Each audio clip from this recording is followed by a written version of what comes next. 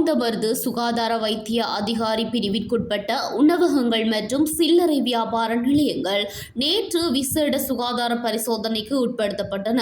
இந்த பரிசோதனைகள் சாய்ந்தமருது சுகாதார வைத்திய அதிகாரி டாக்டர் ஜே மதன் அவர்களின் தலைமையில் பொது சுகாதார பரிசோதகர்கள் மற்றும் நுளம்பு கள்ளத்தடுப்பு உதவியாளர்களின் பங்கேற்புடன் முன்னெடுக்கப்பட்டன.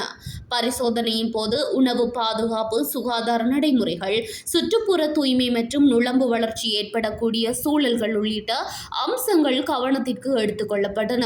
இந்நடவடிக்கையின் போது கண்டறியப்பட்ட குறைபாடுகளை நிவர்த்தி செய்ய உரிய கால அவகாசம் வழங்கப்பட்டதுடன் வியாபார நிலைய உரிமையாளர்களுக்கு சுகாதார விழிப்புணர்வும் வழங்கப்பட்டது.